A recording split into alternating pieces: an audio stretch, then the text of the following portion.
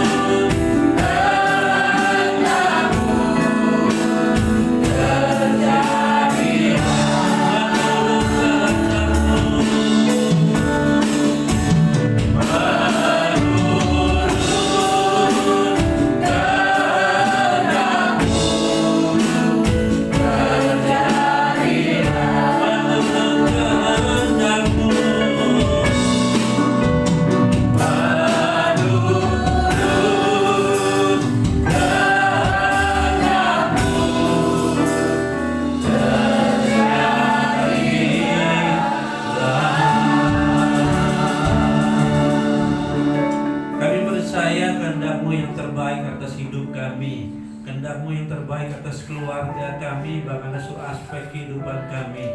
Itu sebabnya kami perlu kebenaran firman-Mu, untuk kami mengerti apa yang jadi kehendak-Mu bagi kehidupan kami, dan kami berjalan dalam kehendak-Mu Tuhan.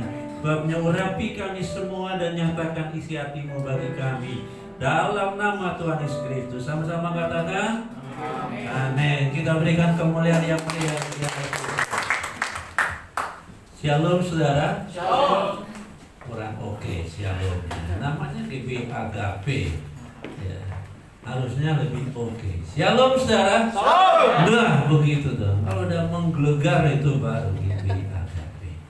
Lagu tadi menjadi konfirmasi akan kebenaran firman Tuhan yang akan saya bagikan pada pagi hari ini. Tema firman Tuhan pagi hari ini, mengerti kehendak Tuhan. Memang Tuhan menciptakan manusia dengan kehendak bebas. Tapi survei membuktikan kehendak bebas yang Allah berikan bagi manusia gagal mempergunakannya, sehingga jatuh dalam dosa yang berakibat fatal sampai sekarang ini.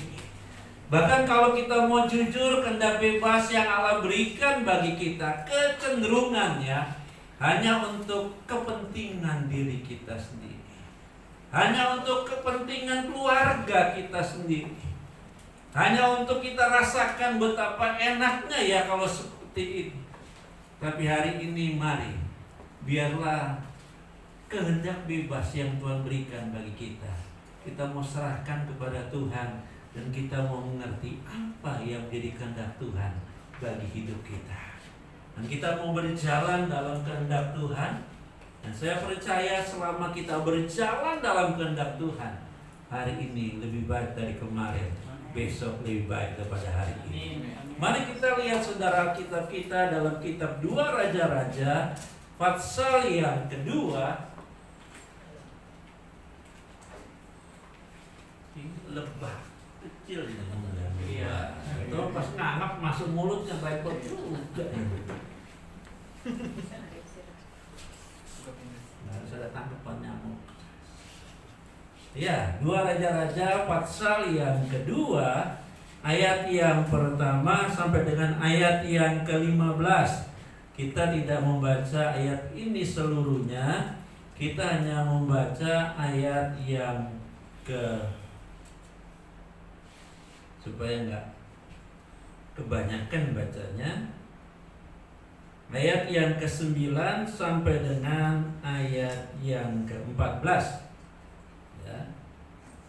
2 Raja-Raja pasal yang kedua, ayat yang pertama sampai dengan ayat yang ke-15. Kita hanya baca ayat yang ke-9 sampai ayat yang ke-14. Saya percaya Bapak Ibu telah mengerti cerita tentang 2 Raja-Raja pasal yang kedua.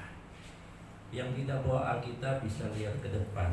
Yang nggak mau lihat ke depan pulang aja. Nah ya, saudara kan beribadah untuk dengar khotbah, ya kan? Kalau nggak mau ya pulang aja sampai di sini. Ya, kita baca sama-sama. 1, 2, iya. Dan sesudah mereka sampai di seberang, berkata Elia kepada Elisa, mintalah apa yang hendak aku lakukan kepadamu sebelum aku terangkat daripadamu. Jawab Elisa, biarlah kiranya aku mendapat 2 bagian dari rohmu. Berkatalah Elia, yang kau minta itu adalah sukar, tetapi jika kau dapat melihat aku terangkat daripadamu, akan terjadilah kepadamu seperti yang demikian. Dan jika tidak akan terjadi. Sedang mereka berjalan terus sambil berkata-kata, tiba-tiba datanglah kereta berapi dengan kuda berapi, memisahkan keduanya. Lalu naiklah Elia ke surga dalam angin badai. Ketika Elisa melihat itu, maka berteriaklah ia, Bapakku, Bapakku, kereta Israel dan orang-orangnya yang berkuda. Kemudian tidak dilihatnya lagi, lalu direnggutkannya pakaiannya dan dikoyakkannya menjadi 2 koyakan. Sesudah itu dipungutnya jubah Elia yang telah jatuh, Lalu ia berjalan dan pulang dan berdiri di tepi sungai Yordan. Ia mengambil jubah Elia yang telah terjatuh itu, dipukulkannya ke air, atas air itu sambil berseru, "Di manakah Tuhan Allah Elia?" Ia memukul air itu lalu terbagi ke sebelah sini dan ke sebelah sana, maka menyeberanglah Elia. Nah, saudara yang dikasih Tuhan, kita 2 Raja-Raja pasal yang kedua ini menggambarkan kepada kita ada 2 pribadi orang yang percaya kepada Tuhan Yesus Kristus.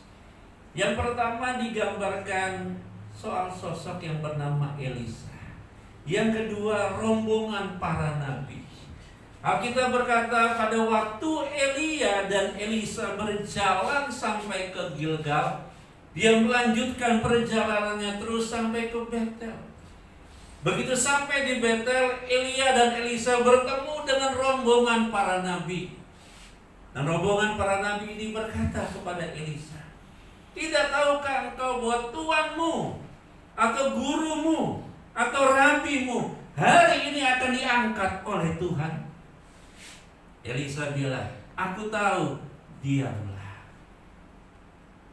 Dan Elia berkata, "Aku akan pergi ke Yeriko." Sementara rombongan para nabi berhenti di Betel.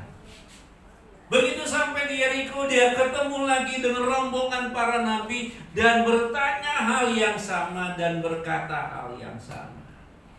"Tidak tahukah engkau bahwa Tuanmu hari ini akan terangkat?" Elisa menjawab lagi, "Aku tahu, diamlah." Elisa terus ikuti Elia. Ternyata Elia gak berhenti sampai ke Betel. Dia pergi lagi ke Yeriko. Sampai Yeriko hal yang sama pun dialami. Rombongan para nabi ketemu lagi. Jawaban yang sama Elisa katakan kepada mereka, "Aku tahu, udah menuai kamu." Elia berjalan lagi sampai ke depan sungai Yordan. Begitu sampai di seberang, di depan sungai Yordan, dengan jubahnya dipukul dan sungai Yordan terbelah menjadi 2 dan mereka berjalan.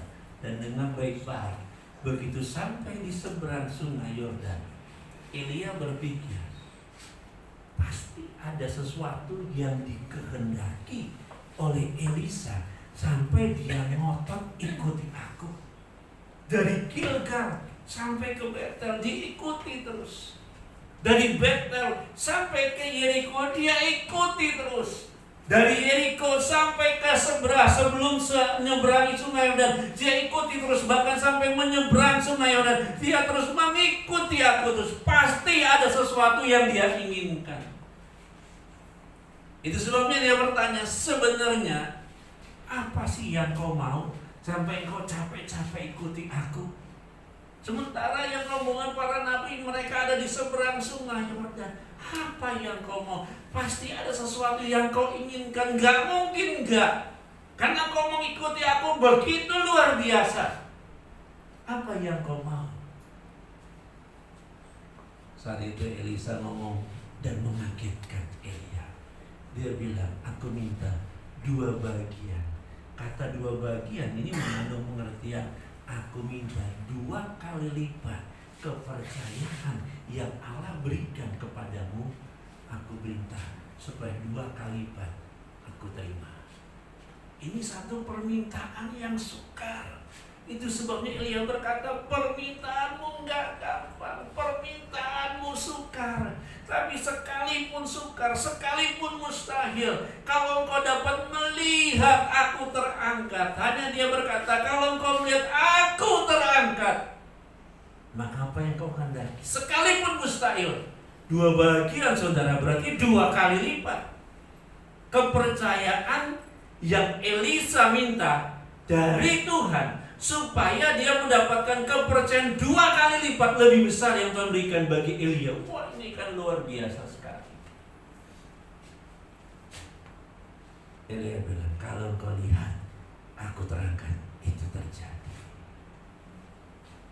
Elisa mengerti apa yang menjadi kehendak Tuhan. Itu sebabnya dia berbeda dengan rombongan para nabi. Rombongan para nabi hanya tahu Elia akan terangkat, titik. Tapi rombongan para nabi nggak tahu apa yang menjadi kehendak Tuhan setelah Elia terangkat. Tapi Elisa tahu.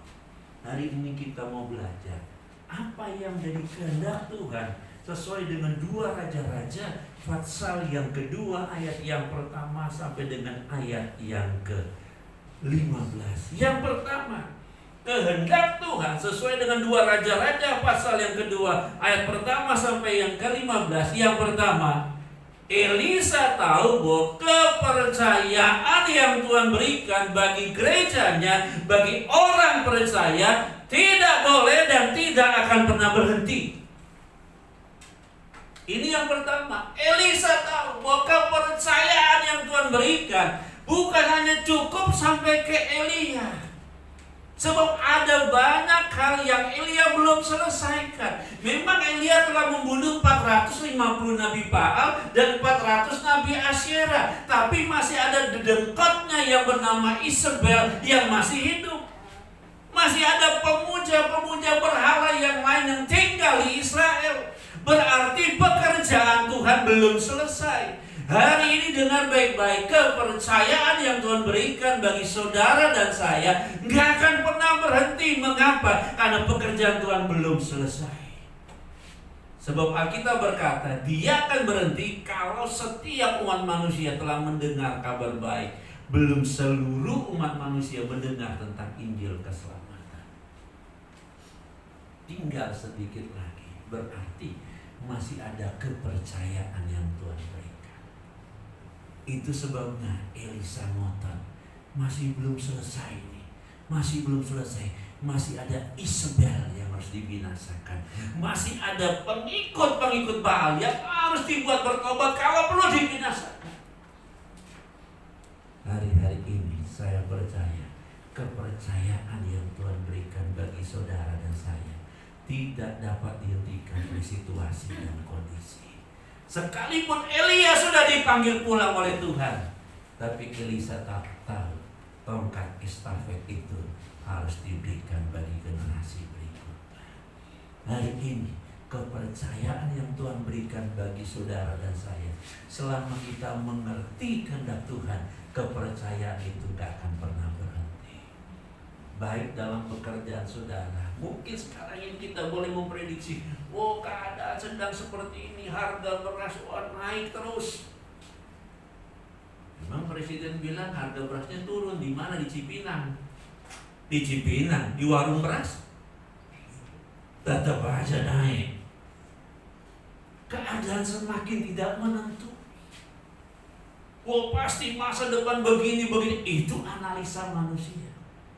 Tapi kepercayaan yang Tuhan berikan bagi gerejanya, baik dalam pekerjaan, Tuhan akan tetap memberikan pekerjaan bagi anak-anak Tuhan. Bahkan juga dalam pelayanan tidak dapat dibendung. Apa yang telah Tuhan mulai, masuk GBI Agape tempat ini, apa yang Tuhan telah mulai bagi gereja ini, selama gereja ini mengerti kehendak Tuhan, nggak akan pernah berhenti. Dia akan terus maju. Ada tantangan pasti, tapi lewat tantangan gereja mengenal bahwa Tuhan yang dia sembah, Tuhan yang dia layani lebih besar dari segala tantangan yang dihadapi. Berikan kemuliaan yang meriah bagi Allah kita. Demikian juga dalam keluarga kita. Tuhan sanggup pulihkan. Tuhan sanggup berikan yang terbaik bagi keluarga kita. Demikian juga dengan sekolah kita. Mungkin secara manusia, udah gak bisa sanggup nih melanjutkan kuliah. Keadaan seperti ini. Tapi kita punya sumber yang gak pernah kering. Dulu, sekarang, sampai selama-lamanya. Ingat peristiwa Tuhan Yesus? Alkitab katakan, Yesus sudah dipanggil pulang oleh Tuhan, oleh Bapanya di surga. Tapi firman Tuhan berkata, murid-murid Tuhan Yesus meneruskan pekerjaannya. Kepercayaan dari Tuhan gak akan pernah berhenti. Karena Tuhan rindu memakai gerejanya, memakai orang yang percaya secara pribadi, keluarga, untuk menjadi terang dan garam bagi dunia ini. Kita berikan kemuliaan Dia mulia. Ini yang dimengerti oleh Elisa, itu sebabnya dia ngotot. Hari ini belum berhasil, dia tunggu besok. Besok belum berhasil, dia tunggu lusa. Lusa belum berhasil, hari berikutnya dia tunggu. Sampai kapan? Kita bilang Allah membuat segala sesuatu indah pada waktunya. Jadi kehendak Tuhan yang pertama, kepercayaan yang dari Tuhan gak akan pernah berhenti. Gak akan pernah berhenti. Baik pekerjaan, usaha, pelayanan, keluarga, gak akan pernah berhenti. Sebab Alkitab berkata, waktu Yesus berkata, engkau adalah Petrus, di atas batu karang ini aku akan membangun gerejaku. Allah maut aja gak bisa. Allah maut aja gak bisa. Apalagi wewe gombel, apalagi jin dan antek-anteknya. Gak mungkin. Mungkin sekarang ini kelihatannya, aduh, gak mungkin Tuhan. Tapi bagi Tuhan gak ada yang mustahil. Tuhan sanggup pulihkan. Yang jauh Tuhan dekatkan, yang dekat Tuhan dekatkan kembali. Yang kedua, apa kehendak Tuhan? Kehendak Tuhan yang kedua yang Elisa tangkap. Kenapa dia begitu ngotot? Udah sampai di Gilgal mau ya berhenti, udah sampai di Betel dia terus ngotot ikut terus, sampai di Yeriko dia terus ngotot, sampai di depan Sungai Yordan dia terus ngotot. Kenapa GB Agape terus ngotot? Karena GB Agape tahu poin yang kedua, kepercayaan yang dari Tuhan. Setelah Elia dipanggil pulang oleh Tuhan, akan ada kepercayaan yang jauh lebih besar yang Tuhan percayakan bagi Elisa. Makanya dia minta 2 bagian. Coba buka Yohanes 14 ayat 12. Apa yang Yesus katakan untuk mendasari kenapa sih Elia mintanya nggak tanggung-tanggung, kok 2 kali lipat? Jadi anak-anak dengar baik-baik. Anak-anak harus minta kepercayaan yang lebih besar dari yang Tuhan berikan bagi orang tua saudara. Halo? Kalau orang tua saudara dikaruniakan anak 1, saudara minta 11. Waduh, bisa lebih wow. Ya, intinya gini saudara, generasi berikutnya pasti akan ada kepercayaan yang jauh lebih besar. Baca Yohanes 14 ayat yang ke-12. Apa yang Tuhan katakan pada murid-muridnya? Kita baca sama-sama. 1, 2, ya. Aku berkata kepadamu, sesungguhnya barang siapa percaya kepadaku, ia akan melakukan pekerjaan-pekerjaan yang aku lakukan. Bahkan, nah perhatikan, bahkan pekerjaan-pekerjaan yang lebih daripada itu, sebab aku pergi kepada Bapa. Tuhan bilang kepada murid-muridnya, engkau bukan hanya melakukan pekerjaan-pekerjaan yang aku lakukan. Artinya membuat orang yang buta melihat kembali, tuli mendengar, ya, yang mati dibangkitkan. Tapi ada pekerjaan yang jauh lebih besar yang engkau akan terima dari apa yang aku lakukan. Saya renungkan apa ya? Yesus waktu di muka bumi ini, Alkitab katakan orang pegang jubah Yesus, kuasa Allah mengalir menyembuhkan orang yang sakit. Jubahnya dia pegang. Tapi Kisah Rasul mencatat Petrus waktu dia berjalan, orang gak pegang jubah. Yang orang cari apa? Bayangannya. Bayangan Yesus gak nyembuhin orang sakit. Halo? Gak ada. Alkitab gak tulis gitu. Jubahnya iya menyembuhkan orang sakit, tapi bayangannya enggak. Petrus bayangannya menyembuhkan orang sakit. Sapu tangan Yesus enggak nyembuhin orang sakit. Kisah Rasul mencatat sapu tangan Paulus ditempelin ke orang sakit sembuh. Janji Tuhan tergenapi. Engkau akan melakukan pekerjaan-pekerjaan yang lebih besar. Di balik ini GB Agape akan mendapatkan kepercayaan yang jauh lebih besar. Berikan kemuliaan yang bagi Allah kita. Saya percaya bangku-bangku yang kosong udah waktunya malaikat akan berdiri. Dia akan berkata, Pak Mahmud, Pak Abdul, Bu Iya, Bu apa aja akan datang Pak berkumpul memuji, membesarkan nama Tuhan. Dan ibadahnya nggak cukup sekali, tapi dari terbit matahari sampai terbenamnya akan ada doa pujian penyembahan dinaikkan pada Tuhan.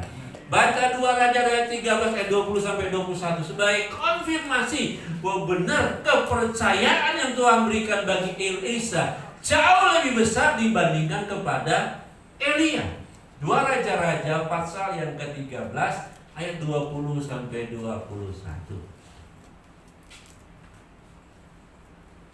Benar? Kita baca ya. 1, 2, ya. Sesudah itu matilah Elisa, lalu ia dikuburkan. Adapun gerombolan Moab sering memasuki negeri itu pada pergantian tahun. Pada suatu kali orang sedang menguburkan mayat. Ketika gerombolan datang, dicampakkan mereka mayat itu ke dalam kubur Elisa, lalu pergi.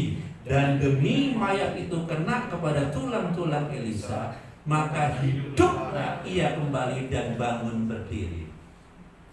Kita katakan pada waktu itu Israel sedang dikepung oleh Moab. Dan orang-orang Israel sedang mengalami ketakutan yang luar biasa. Tiba-tiba ada segerombolan orang sedang mau menguburkan jenazah. Lagi jalan, udah dekat pekuburan nih. Tiap rombongan-gerombolan Moab. Alkitab katakan Elisa udah mati dan sudah menjadi apa? Tulang belulang.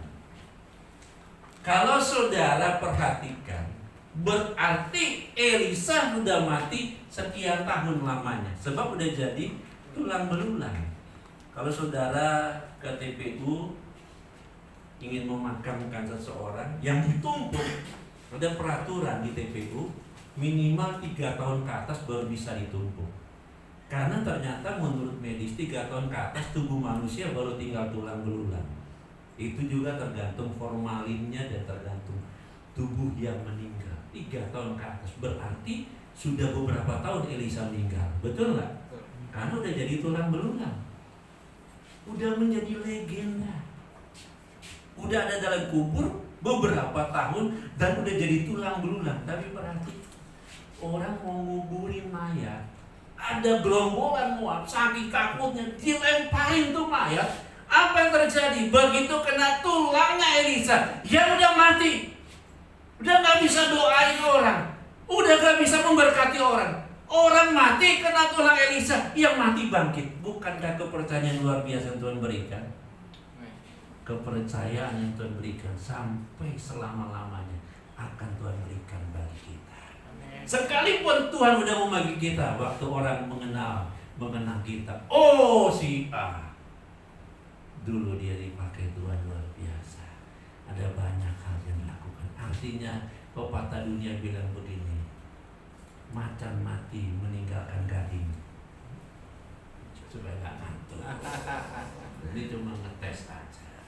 Gajah mati meninggalkan gading, macan mati meninggalkan belangnya. Anak-anak Tuhan mati meninggalkan kesan yang luar biasa. Hidupnya tetapi kenang, menjadi berkat bagi banyak orang. Berikan kemuliaan. Kita katakan udah mati sudah. Udah berapa tahun? Ada kepercayaan yang besar yang Tuhan percayakan. Ini yang Elisa tangkap. Itu sebabnya dia ngotot. Mari hari ini jemaat para pengerja di tempat ini, yang pertama kepercayaan Tuhan gak akan pernah berhenti. Yang kedua akan ada kepercayaan Tuhan yang jauh lebih besar dari tahun-tahun yang telah kita lalui.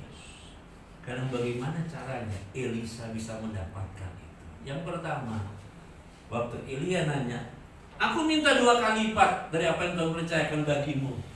Elia bilang, wah, permintaanmu luar biasa ya. Karena Elisa tahu di kantongnya Tuhan gak ada recehan. Lalu, makanya kalau baca Alkitab, Tuhan memberkati kita dengan berkat berlimpah-limpah sesuai dengan kapasitas kita.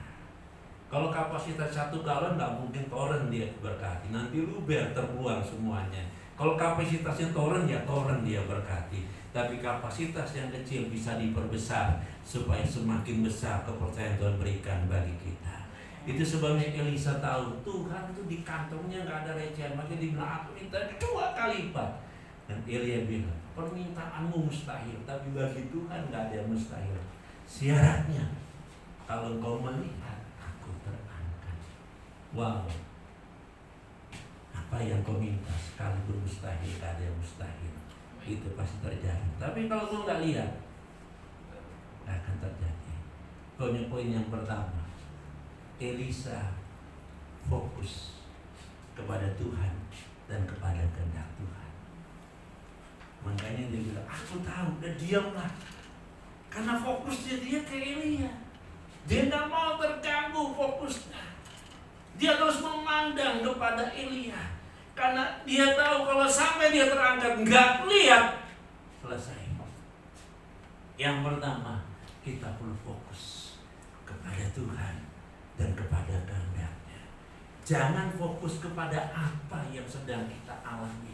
Kalau kita fokus kepada apa yang kita alami, cepat atau lambat kita khawatir, kita bimbang, lama-kelamaan kita kecewa dan kita nggak percaya Tuhan. Tapi kalau kita fokus kepada Tuhan, halo, bukankah Dia Allah yang berjanji, Dia Allah yang menggenapi. Bukankah Dia Allah yang bagi Dia segala sesuatu nggak ada yang mustahil. Apapun yang sedang kita alami sekarang ini, jangan fokus kepada apa yang sedang kau alami. Baik dalam keadaan suka maupun dalam keadaan duka, dalam keadaan terberkati atau dalam keadaan kekurangan, jangan fokus kepada semuanya itu. Paulus dia berkata dalam Filipi pasal 3, ini yang aku lakukan, aku mengarahkan diriku kepada apa yang depanku. Dia tak peduli, sekalipun dia sukses, sekalipun juga dia mengalami ada banyak rintangan, ada banyak persoalan, tantangan dia alami, dia tidak peduli. Fokus dia cuma satu, pandang Tuhan dan kehendak Tuhan. Makanya dia berhasil lah 2 Timotius pasal 4 ayat yang ke-6. Aku telah menyelesaikan pertandingan dan aku telah mencapai garis finish. Seorang pelari tidak akan mungkin pada waktu tembakan start dibunyikan dia noleh kiri, noleh kanan. Dia nggak peduli. Entah yang di sebelah pacarnya ke, suaminya ke, istrinya ke, anaknya atau siapapun juga, dia nggak peduli. Yang dia fokuskan garis finish. Waktu kita fokus kepada Tuhan, kita nggak peduli dengan apa yang terjadi.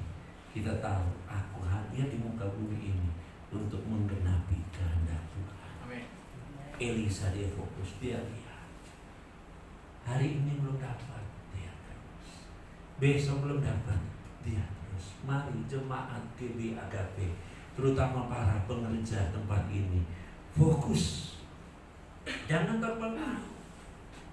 Orang bilang ini sabuluting, kalau kata orang Bogor. Lu mau ngomong apa aja sah-sah karena lu punya mulut. Kalau mulut gua bisa tutup mulut gua. Karena lu punya mulut sah-sah aja. Tapi yang gue tahu, apa yang Tuhan telah mulai, gak akan mungkin ada kuasa yang dapat menutupnya. Dan yang aku tahu, akan ada kepercayaan yang jauh lebih besar yang akan Tuhan berikan. Amin, saudara. Yang pertama, kita perlu fokus. Itu yang membuat Yesus juga, dia fokus untuk menyelamatkan umat manusia. Dia nggak peduli. Waktu iblis tawarkan, selesai doa puasa 40 hari 40 malam. Terakhir kan iblis bilang begini, yang naik ke atas gunung, lihat keindahan dunia, sujud sembah aku berikan bagimu. Iblis tahu tujuan Yesus datang ke dunia, mengembalikan dunia kembali ke pangkuan kerajaan Allah. Dan iblis coba berikan jalan pintas.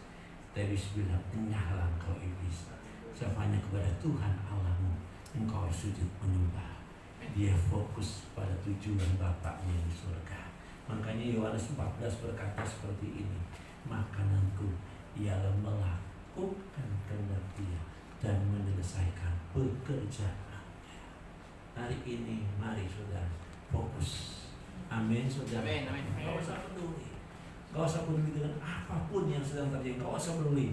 Yang aku tahu, mataku tertuju padamu, Nanti yang di dunia Tuhan yang beresin. Hari ini masih belum beres, satu kali waktu pasti beres. Ingat waktu Nuh keluar dari Batra, setelah dia mempersembahkan korban, apa yang Tuhan bilang? Selama bumi masih ada, musim pasti berubah. Ada kalanya musim panas, tapi ada kalanya musim hujan. Ada kalanya musim yang gak mengenakan kita alami, tapi gak selamanya. Satu kali waktu musim yang mengenakan pun kita akan alami. Kita berikan dulu kemuliaan yang mulia bagi Tuhan. Yang kedua, saudara, apa yang Elisa lakukan? Yang kedua, Elisa setia dalam mengiring dan melayani Tuhan.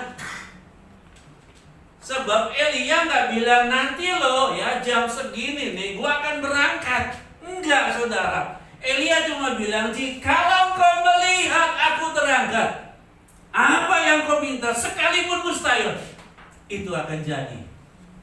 Lah nggak dikasih tahu. Musim itu bisa berubah hari ini, 1 jam kemudian bisa berubah.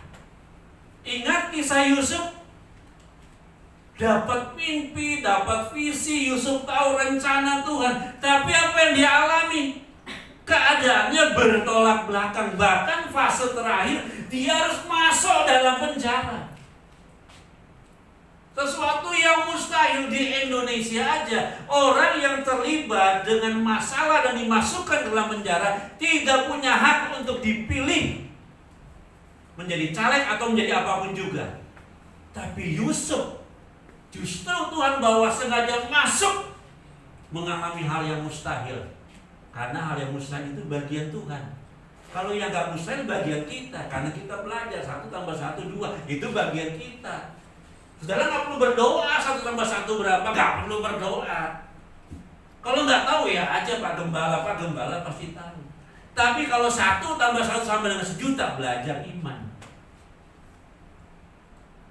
Hal yang mustahil itu bagian Tuhan. Hari ini mungkin kau sedang diperhadapkan hal yang mustahil. Dengan baik-baik, itu bagian Tuhan. Dan itu tandanya sudah waktunya Tuhan untuk menyatakan kehendaknya. Di dalam penjara mustahil, saudara. Tapi di dalam penjara pun Alkitab bilang, sekalipun kau nggak setia Allah, tapi setia Tuhan buktikan. Di dalam penjara Tuhan tak mengurapi Yusuf. Sehingga kita katakan, apa yang dibuat berhasil, sampai kepala penjara pun memberikan kepercayaan bagi dia. Tiba-tiba nggak ada angin, nggak ada hujan, ujuk-ujuk Firaun mimpi. Halo, ada 7 ekor lembu, 7 bulir gandum, semuanya pertama tambun-tambun semuanya. Yang kedua kurus-kurus. Yang herannya bukan yang gemuk emplok yang kurus, ini yang kurus emplok yang kurus, yang gemuk. Habis diemplok bukannya seger, tetap aja kurus. Semua orang Mesir nggak ada yang bisa menjawab. Firaun busa, Firaun kalau. Saya waktu renungkan, persoalannya di sini bukan karena orang-orang pintar di Mesir goblok-goblok, bukan. Persoalan itu skenario dari Tuhan. Saudara pernah nonton sinetron? Apa tuh Bidadari apa tuh di SCTV kan? Nggak saya udah mulai sore itu ya. Jam berapa lagi? Apa namanya? Sakinah. Apalagi Mawadah, Warohmah. Nah itu kan terus sampai malam tuh. Iya kan? Sekarang ijabah apalagi nggak tahu tuh. Aduh. Kalau kita nonton TV nggak ada selesainya, pasti penasaran. Kita pikir gini, tiba-tiba berubah. Kenapa Ustaz? Suka-suka sutradaranya. Kok sampai ke situ? Ya itulah Tuhan. Tuhan kan sutradaranya. Dia tahu, saudara. Dia buat semua orang pintar di Mesir nggak bisa jawab. Bahkan jawabannya sederhana sekali kan. Oh Tuhanku, Firaun akan ada 7 tahun masa kelimpahan. Tapi setelah itu akan ada 7 tahun masa kekeringan yang belum pernah terjadi. Itu sebabnya solusi cuma satu. Selama masa kelimpahan 1/5 semua dari hasil harus dikumpulkan. 1/5 berapa saudara? 20%. Berarti jangan lupa kembalikan persepuluhan 10%. Yang kedua, jangan lupa menabur. Karena 2 ke 9 10 berkata, Tuhan menyediakan benih bagi penabur. 10% persepuluhan, 10% menabur, 20% kau harus sisihkan, supaya nanti pada waktu masuk masa paceklik itu dapat digelontorkan.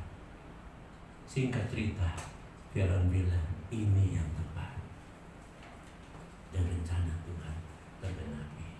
Yang kedua, kita harus setia, karena kita nggak pernah tahu kapan waktunya Tuhan memulihkan kita, kapan waktunya Tuhan pintu besi yang tertutup Tuhan buka, kapan waktunya Tuhan lautan merah yang terbentang luas di hadapan kita, sementara Firaun mengejar kita, kita mulai berkata, ya nasib, mengapa begini? Waduh, kita nggak tahu kenapa begini.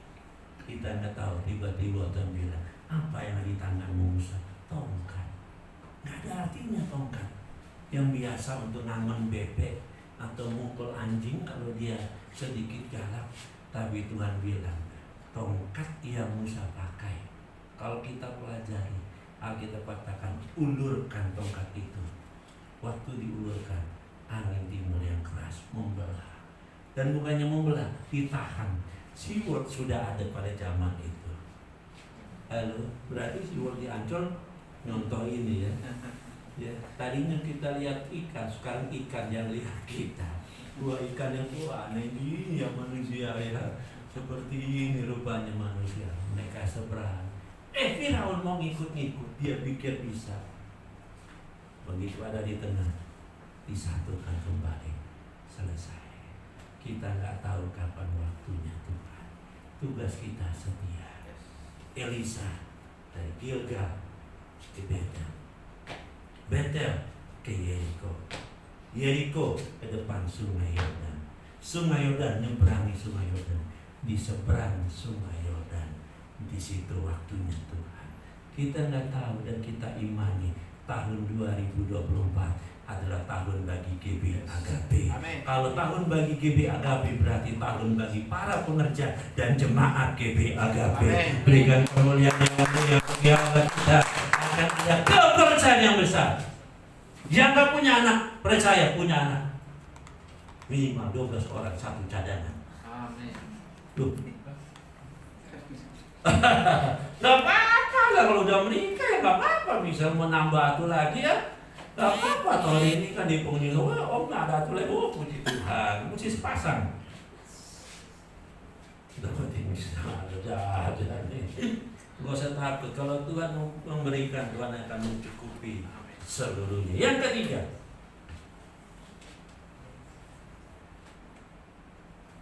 yang pertama fokus, yang kedua dia setia, yang ketiga ini akibatnya.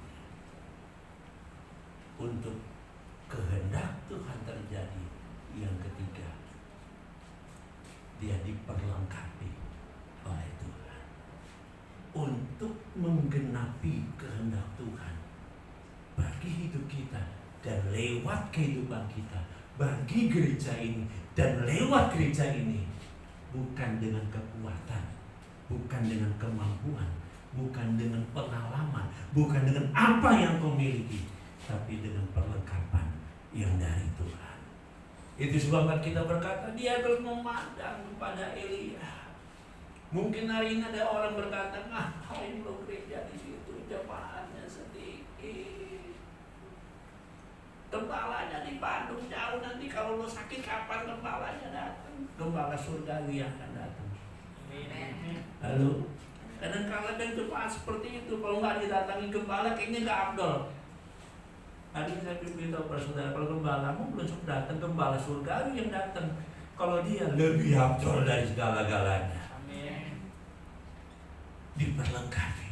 Makanya dia lihat, begitu dia melihat ada kereta api dan kuda yang berapi memisahkan mereka, dia berseru, Bapakku, Bapakku.